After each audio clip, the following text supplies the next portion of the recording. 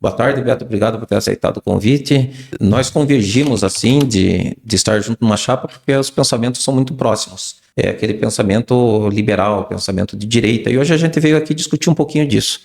O que é ser uma pessoa de direita? O que é o pensamento de direita? O que é o liberalismo? Eu acho que vale a pena a gente discutir isso. E hoje eu trouxe uma pessoa que realmente sabe falar bem a respeito desse assunto aí. Vamos conversar aí um pouquinho aí sobre isso? Vamos sim. Boa tarde, Dr. Magno. É um prazer estar aqui. Esse convite para mim é muito importante, né? Na eleição em que eu fui candidato a vice junto contigo na chapa, só porque era você o candidato mesmo, né? E estou participando agora aqui de um podcast com uma pessoa que é um pré-candidato, só porque é você também. Estive aí, eu tive vários convites aí de pessoas querendo que a gente se envolvesse em algo de alguma maneira, mas a gente chegou num momento de ter passado por tantas situações e visto tantos acontecimentos políticos, e algo que me chama a atenção e que me coloca a estar aqui na tua presença, por exemplo, a tua coerência. Eu acho que antes de qualquer coisa, para mim, a pessoa precisa ter assim coerência com aquilo que ela discursa, né? Então, para mim, tem que ter coerência. Então, rejeitei várias participações de vários contextos, porque não vi coerência, e tô aqui porque em você eu vejo essa qualidade. Então, falo aqui com você muito tranquilamente, muito seguramente. Acho legal o tema, direita e esquerda, e eu percebo que muitas pessoas ainda se confundem com o tema. Muitas pessoas acham que ser de direita é simplesmente ser anti-PT ou anti-esquerda. Não é isso daí, não significa isso você ser de direita, né?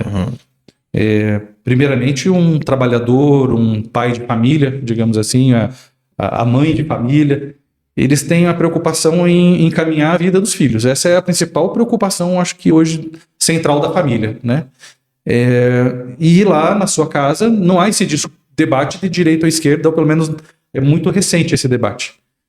E os pais, a maior preocupação deles era levar o filho para a escola, para o colégio, faculdade, uma boa formação, e o seu filho ter oportunidade em ter uma profissão onde ele possa gerar uma outra família saudável, próspera, sem ter grandes dificuldades. Claro que a dificuldade é algo natural na vida de qualquer pessoa, e é necessário até, né, que você tenha desafios para você evoluir e melhorar como pessoa. Na minha opinião, o que mais importa hoje para um pai de família é poder ter essa condição, né? Vamos dizer que a pessoa não está pensando em ser simplesmente rica, milionária, a prosperidade não nesse contexto. Eu acho que a prosperidade, ou vamos dizer assim, minimamente o que uma família hoje gostaria de ter. Ter um carro que não seja velho, que não deixe ela parada numa estrada, numa viagem, uma casa própria onde ela tenha qualidade, onde não... E segurança, né? Exatamente, uma segurança dentro da sua casa, seja o local acolhedor dela e seguro. Ela quer fazer uma viagem uma vez por ano com os filhos, nacional ou internacional, uma vez por ano. Poder pagar a faculdade do filho, cursinho pré-vestibular, essas coisas para encaminhar bem o filho, e comer uma boa comida, né? Eu acredito que a prosperidade ou a liberdade financeira é você não estar preso nessa situação. Vamos supor, financeiramente, você não está preso em comer uma comida saudável. Eu tenho pessoas que estão numa prisão onde ela só pode comer comidas não saudáveis porque é o que ela tem acesso. O seu filho estuda com péssima qualidade de ensino porque ele está preso a essa situação. Então, a questão econômica ela é muito importante. Algumas pessoas demonizam você dizer que a pessoa pensar em dinheiro é errado. Errado é você pensar gananciosamente em passar os outros para trás e obter vantagens. Para si só. Exatamente. Agora, você usar o dinheiro para sua liberdade, isso não deve ser demonizado, isso deve ser incentivado. Isso que você falou, Beto, quando você já inicia falando a respeito de escola e onde os pais querem colocar o filho, o vínculo familiar, hoje a gente vê tanto no ensino fundamental e médio como no ensino superior, uma grande tendência a ter, assim, até acachapante, assim, um predomínio da esquerda. E de uma esquerda que praticamente bloqueia ou impede a manifestação de outros que são de direita. Tanto é que tem muitos universitários que pensam ao contrário, muitas vezes, não consegue se manifestar num ambiente que é público, que é universitário, onde deveria ser de livre manifestação. Lá chegam a expulsar, chegam a achar que aquilo ali é propriedade deles, e eles podem colocar a manifestação política deles à vontade, na parede, as pichações, as bandeiras, os bonés do Che Guevara, as camisetas do Che Guevara, e assim por diante. E quem falar o contrário chega a ser agredido, expulso desse ambiente. E então, isso aí, acho que não é saudável. Essas pessoas, elas insistem em falar em democracia, sendo que esse ato é completamente antidemocrático. Então, a gente começa aí por uma questão que é de educação, e ao mesmo tempo nós estamos falando de democracia, onde a escola mostra que não está havendo o equilíbrio, onde pessoas que têm uma visão um pouquinho diferente, elas não conseguem se manifestar. Elas têm que ficar quietas, elas não podem dar a opinião delas, porque senão elas são até afastadas do grupo, elas são tratadas de uma maneira até inconveniente. Eu tenho no meu consultório professores que pensam o contrário, e eles estão sempre naquela fragilidade de estar sempre calados, eles não se manifestam, porque parece que é proibido pensar diferente dentro de uma escola, dentro de uma universidade. E como se a direita fosse contra o professor. Eu vejo assim que eu não gosto de ficar falando de pessoas, né? Mas no último governo, quem mais deu aumento aos professores expressivo foi um governo, digamos, de direita, enquanto o governo de esquerda tem apresentado medidas que não têm sido favoráveis ao professor. E mesmo assim, parece que a maioria dos professores ainda não consegue enxergar isso. Você não sente isso? Você não observa que está acontecendo isso? Aí vamos pensar nesse pai que estava conduzindo a família e ele não sabe que a hora que ele colocou o filho lá na universidade, todo aquele trabalho que ele teve, aquele cuidado, aqueles 16, 17 anos ali, cuidando da sua joia, que é o seu filho, sua filha, ele acaba entregando ele num local onde todos os valores que ele colocou nela, onde tudo aquilo que ele trabalhou, ele não sabe que vão pegar e colocar até mesmo em xeque os valores que o pai colocou no filho.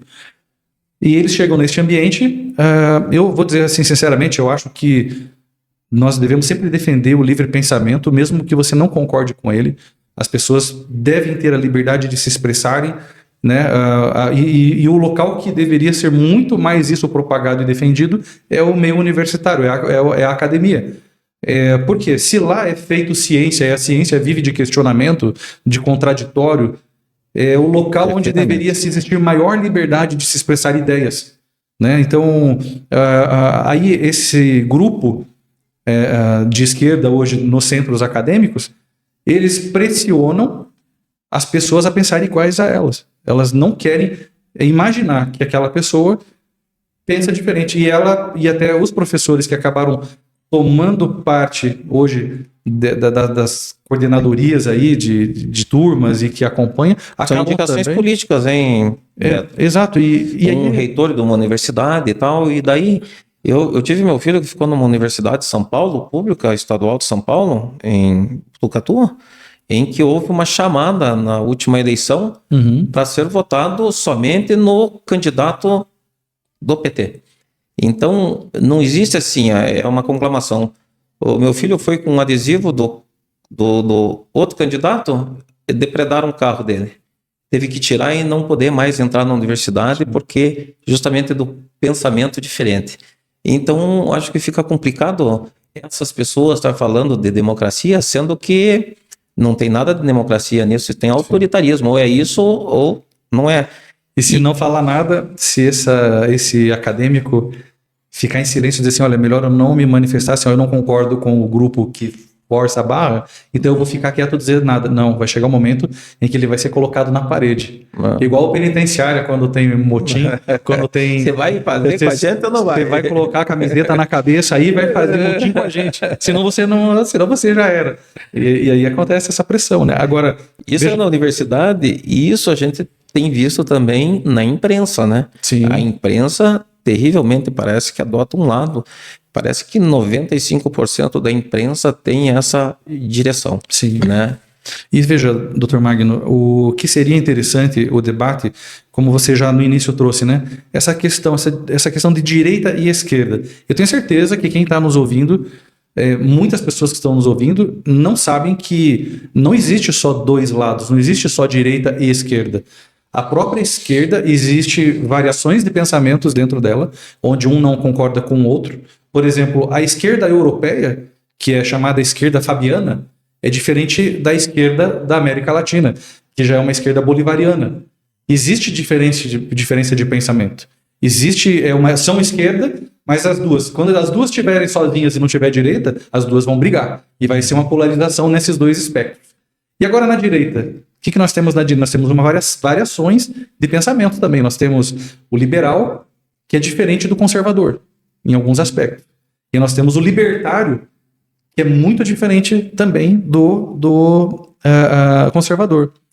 E nós temos ainda dentro desse grupo, dentro da direita, os reacionários, que são aqueles que, por exemplo, houve aquela situação dos quartéis, onde os grupos não sabiam o que debatiam lá, mas o grupo que mais fazia barulho era o menor grupo da direita, que são os reacionários, que pediam intervenção militar. E não era isso que a maioria estava pedindo. A maioria estava pedindo a prestação de contas ao Exército, que foi combinado no dia 7 de setembro em Brasília de 2021, onde houve uma grande mobilização lá e houve um acordo.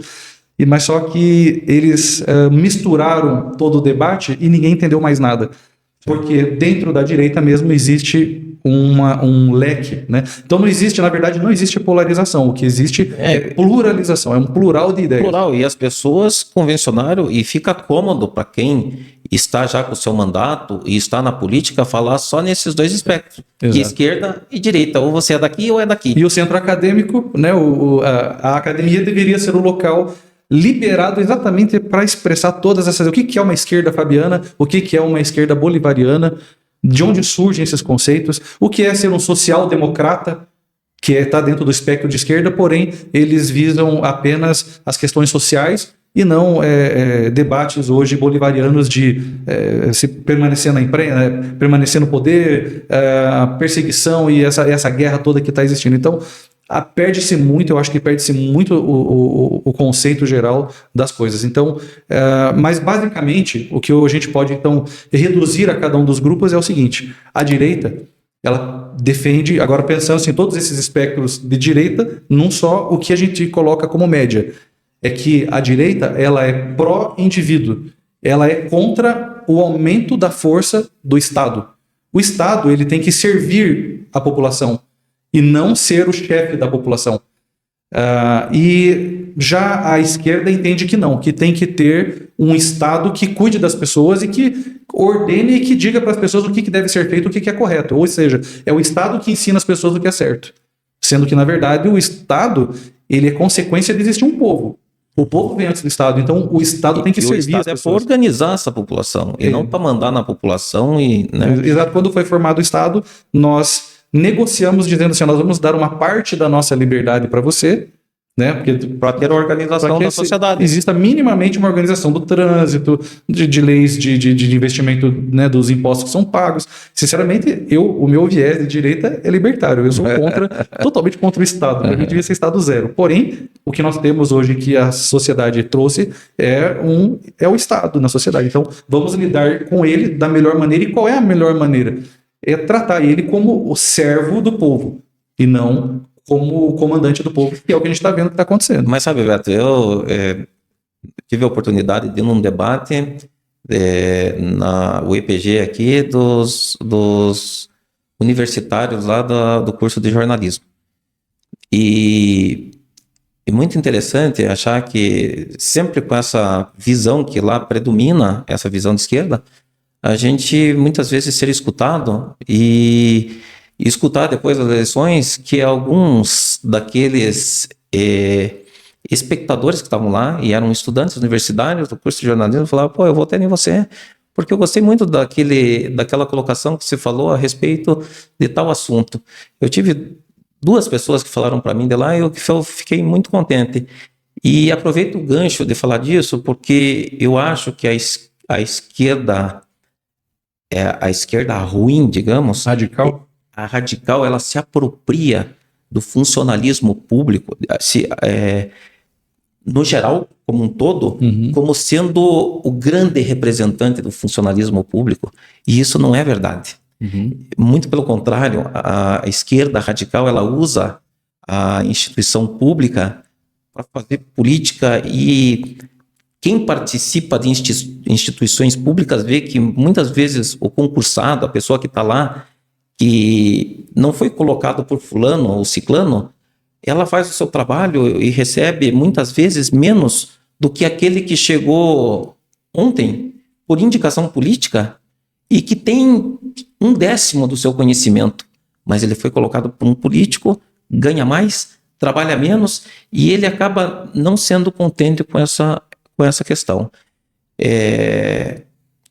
O fato de querer assim um Estado menor não quer dizer que não tenha Estado, que não tenha uma prefeitura, que não tenha um funcionário público, que não tenha o professor que é do Estado ou é do município. Sim. Entende? E se tomou nós somos o representante de vocês, como nós representamos, e eu acho isso uma baita mentira, uma coisa que teria que cada vez ser exposto, assim, porque hoje em dia, por exemplo, que nem a comunidade LGBT, parece que todos eles têm que ser de esquerda, porque a comunidade... Por que não pode ter a comunidade LGBT na direita? Você aí fala dos conservadores, conservadores muitas vezes têm uma visão com relação a isso, mas não é todo de direita que tem um pensamento... Dentro da esquerda existem as pessoas que têm preconceito com a questão também em relação a homossexuais. Dentro da esquerda tem isso. Não é toda a esquerda. E dentro da direita tem a favor e tem contra. E assim com o negro, né, com a questão de... As minorias, etc. E muitas vezes não representa. Tanto é que existem alguns deputados e vereadores lá de São Paulo que vão em praça pública debater e chega pessoas para falar que aquele deputado negro, se ele é de direita, ele é um traidor da raça negra, né? E aí depois se na direita não tiver nenhum negro ou nenhum homossexual, vai dizer, aí vocês não tem nenhum negro, nenhum homossexual, porque vocês não gostam. Entende? Então, eu gostaria de colocar esse debate cada vez mais para as pessoas pensar, porque eles não pertencem a isso. Magno, a questão da minoria é bem interessante, porque o que acontece? Quando surge a ideia marxista e a questão da esquerda e o socialismo, toda essa ideia, ela começa usando a classe operária, trabalhadora, que estava, vamos dizer assim, imergindo na sociedade. E era um grupo muito grande, porque teve a Revolução Industrial, as indústrias vendendo para o mundo todo e gente tendo que trabalhar loucamente. Foi uma mudança, né? Como agora nós estamos tendo uma mudança aqui em inteligência artificial. Houve a mudança da questão industrial. O que aconteceu? Como era um grupo que estava trabalhando muito e precisando de uma representatividade, a esquerda, que surgiu na época, estava buscando a classe operária, o proletariado, né? Então você vai ver muitos livros aí falando sobre isso, né? A causa operária, a luta de classes, né? Que é o livro de Karl Marx aí. Agora, o que a gente percebe agora é o seguinte: aquele pai de família que a gente falou aqui no início é o cara que era o operário. Exato. Só que foi passando o tempo, ele falou assim, olha, não me identifico com esse tipo de política, não me identifico com essa forma de fazer as coisas. E o que aconteceu? A esquerda perdeu o proletariado, que originalmente era o grupo que eles defendiam. O que eles tiveram que fazer? Eles tiveram que achar um novo grupo, mas não tinha um grupo tão grande quanto a classe operária de um país inteiro. Então nós vamos ter que criar lutas de minorias. Vamos colocar então aqui uma briga. Quem quer? Vamos colocar a mulher contra o homem. Vamos colocar os gays contra os não gays. Vamos colocar os negros contra os brancos. E aí colocaram em escala isso, porque existe o oprimido e o opressor, né? Que daí entra na escola. O professor na linguagem... O rico e o pobre. Exatamente. Então, o empregador e o empregado. Então eles tiveram que substituir a falta do proletariado que abandonou eles, porque o proletariado quer ter carro do ano, o proletariado quer viajar, o proletariado quer prosperar, quer pôr o filho na faculdade e quer ter uma paz, uma tranquilidade, uma liberdade de ir e vir, que só o dinheiro pode proporcionar, e é assim que é a realidade. Gostando ou não gostando, a realidade é essa. E aí eles tiveram que adaptar isso aí. Então foi uma adaptação do que era lá atrás, mas os grupos estão percebendo. Existe um grupo, por exemplo, se o pessoal quiser procurar aí no Instagram, Gays com Lucidez, é o nome da página. do perfil são gays, grupos de um casal de gay que administra, os caras super gente boa, às vezes eles compartilham até as minhas charges que eu faço lá do meu perfil, e são assim totalmente defensores de uma ideia libertária, uma ideia de direita, e defendem muito forte, e tem uma comunidade gay, né, uma comunidade de homossexuais que estão muito ligados com eles. E assim também a gente está vendo movimentos de mulheres que está crescendo bastante, negros que estão na política e na direita defendendo as liberdades, até porque se você pegar a história da abolição, se você pegar lá nos Estados Unidos, onde começa tudo isso, os democratas eram contra a abolição da escravatura. A esquerda não era a favor disso, era a briga que tinha lá. Então, eu acho que a gente tem que começar, é por isso que é bom a gente estar aqui debatendo e falando desse assunto, porque às vezes a gente tem que abrir essa discussão para ver que não é no simplismo que colocam aí a esquerda radical que você pertence a nós e é contra os outros. Exato. Né? Você só é negro se você for da esquerda, você só é gay se você for da esquerda. Só é mulher se for da esquerda. Olha, Beto, o assunto é tão bom e daria aí mais meia hora de conversa tranquilamente, rapidamente. A gente nem piscou o olho e já se passaram 30 minutos. Foi rápido, foi muito bom. Foi um bom papo. Eu agradeço a tua vinda, esse papo gostoso aí pra gente discutir um assunto tão difícil. Não é um assunto fácil a ser discutido, porque você também, quando toca nesse assunto, parece que você vira o radical, né? Sim. Eles querem te imputar assim, ó. Quem que não cansa de escutar aquela fascista e não sei o quê. Então é sempre intitular a pessoa. Sim. E fascismo é muito amante do Estado, não é? A gente quer diminuir o Estado, o fascista ele quer Estado grande. Então quero agradecer a tua presença aí, foi uma conversa muito produtiva. Eu agradeço. E eu acho que vamos ter outras oportunidades aí de bater mais papo aí sobre outros assuntos. Vai ser um prazer. Valeu.